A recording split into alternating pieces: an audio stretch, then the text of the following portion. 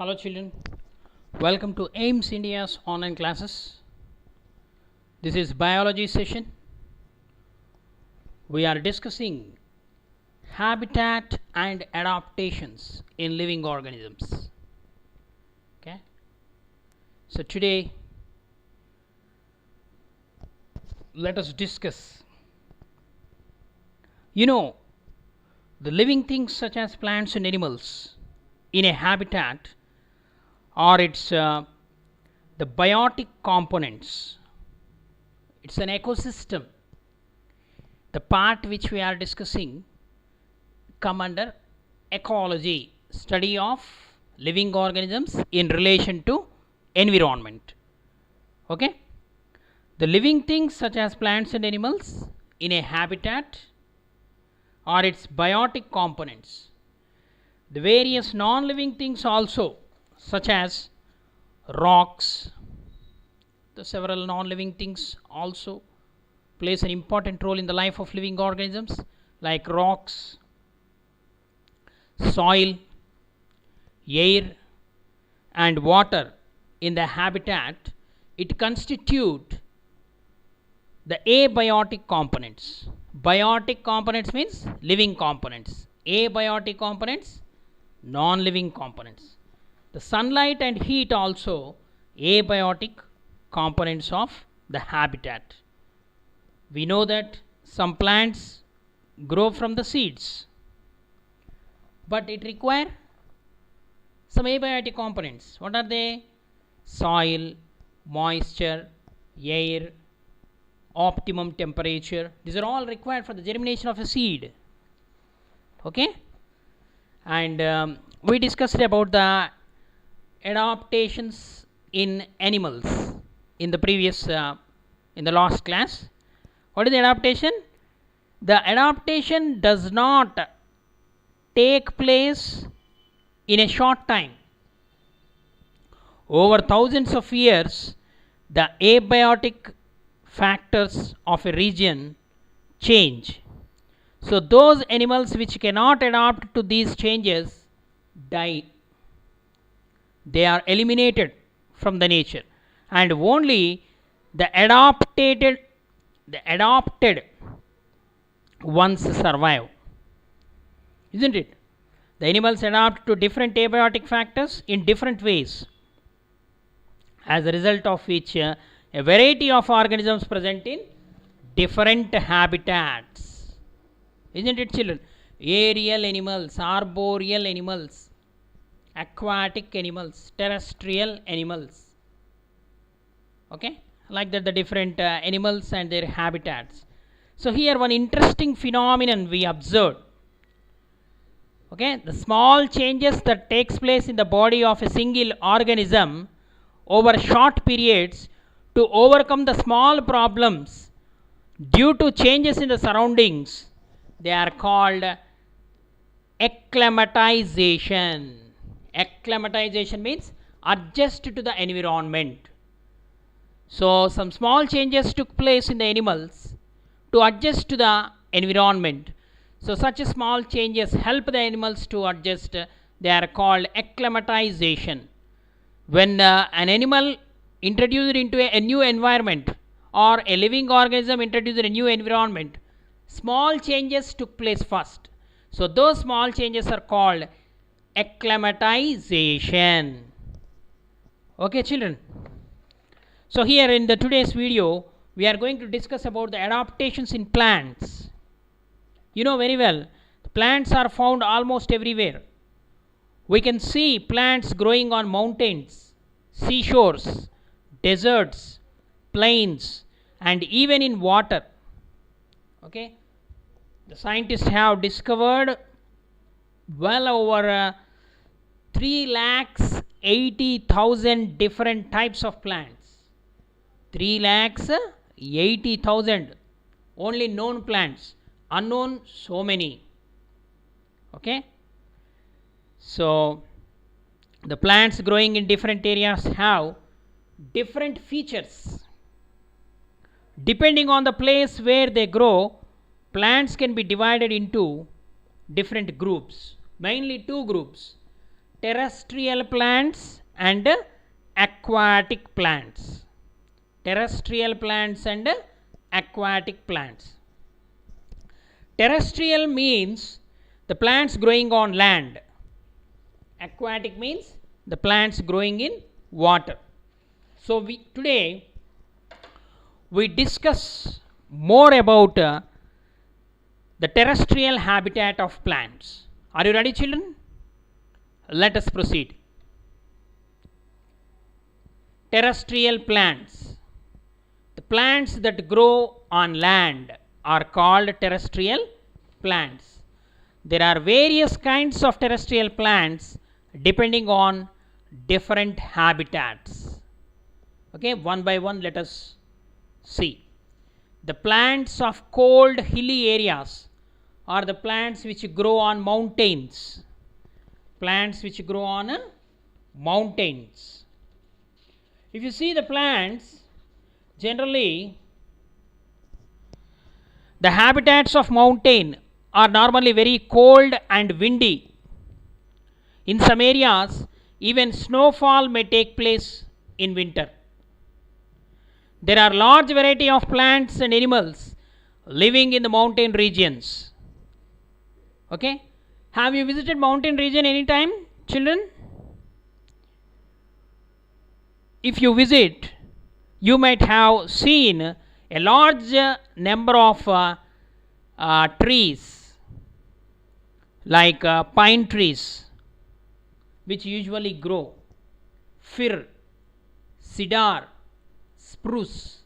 These kind of trees you might have seen or observed in the mountain regions which are growing there.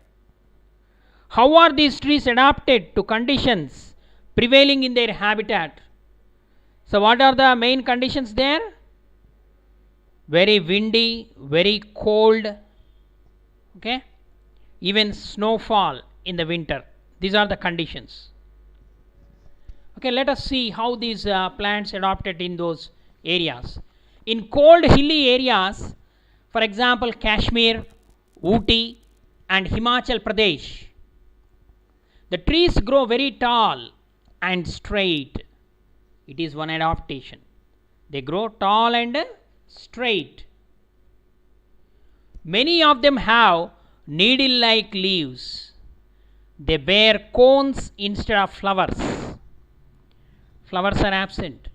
Flowers are very delicate because wind is blowing there. So, in place of flowers, they bear cones. For example, pine, cedar, spruce, fir, these plants are called conifers. What do you call? Conifers. The plants which produce cones in place of instead of flowers, they are called conifers. Okay, so these are the cones you can see. See the leaves, needle like. Okay, in place of flowers, they are producing cones. That's why they are called conifers. So how are these trees adapted to conditions prevailing in their habitat? These trees are normally cone shaped and have sloping branches. See the branches here, sloping branches. These leaves of some of the trees are needle like, and this helps the rainwater and snow to slide off easily. There could be trees with shapes very different from these that are also present on mountains. They may have different kind of adaptations to survive on mountains. Okay?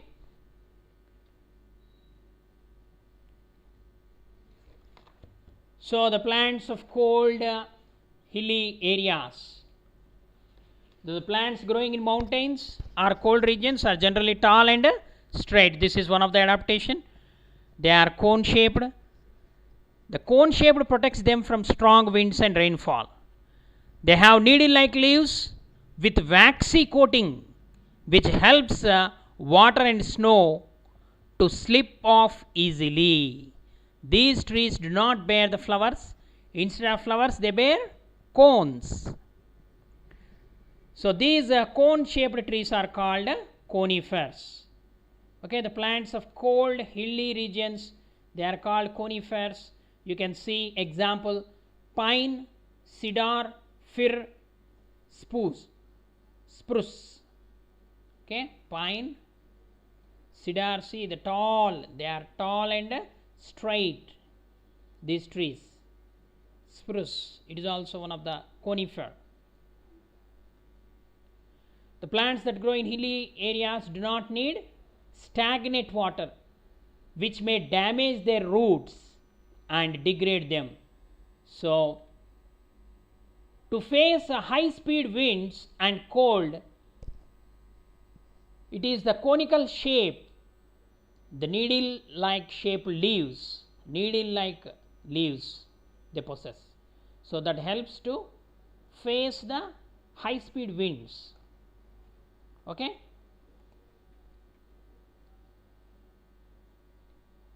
Next,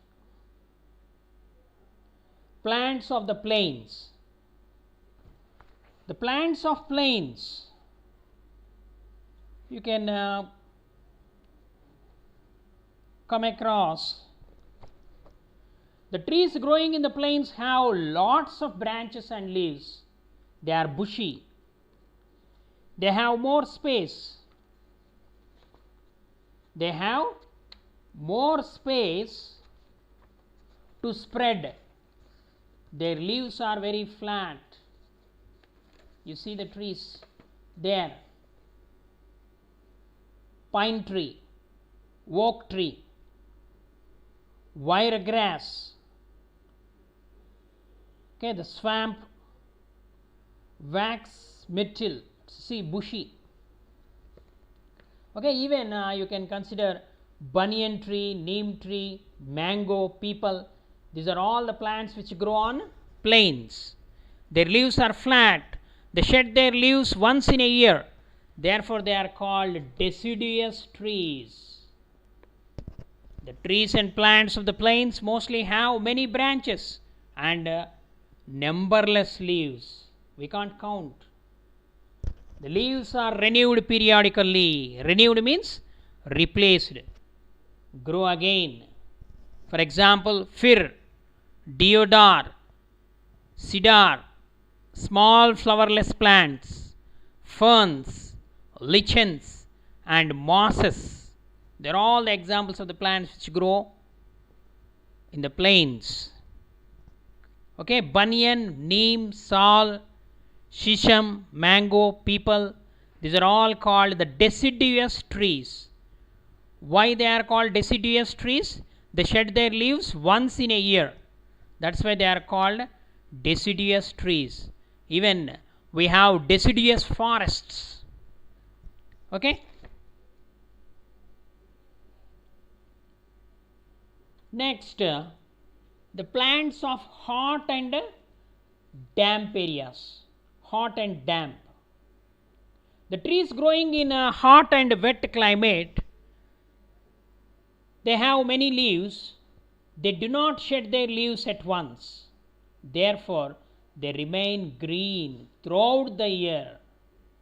A few leaves are lost once every year. So that is why they are called evergreen trees. The plants growing of hot and damp areas, they are called evergreen trees. Rubber, cotton, coconut, sugarcane, these are all evergreen trees. Okay, many kinds of plants grow best where it is hot and wet. Palm, tamarind, rubber and coconut, these are some of the trees that grow well in this type of climate. So the trees have a lot of leaves, evergreen throughout the year, and do not shed the leaves during winter. So that's why they are called evergreen trees. Okay. So you can see this, a palm tree, sago palm. The trees are evergreen. They won't shed the leaves. Persistent. Okay. They are very green. Okay, they prefer very hot and damp conditions. Okay. Next, plants of marshy land. Marshy means wet, swampy. The marshy areas have clayey and sticky soil. The trees growing in these areas are called mangroves. Here the soil is covered with water, so the roots do not get air, because very clayey and sticky soils. Okay, they do not get air to breathe, so they come out of the soil to breathe. So these type of roots are called breathing roots. The plants growing in the marshy lands like mangroves, they show special root system, breathing roots. The plants that have clayey soil and plenty of water, particularly the places that have clayey soil and plenty of water, and the water cannot drain away, so it is called, it collects, or it stagnate in the soil. Mangrove trees grow in such marshy places or swampy areas. So this is a mangrove. Okay, mangrove trees.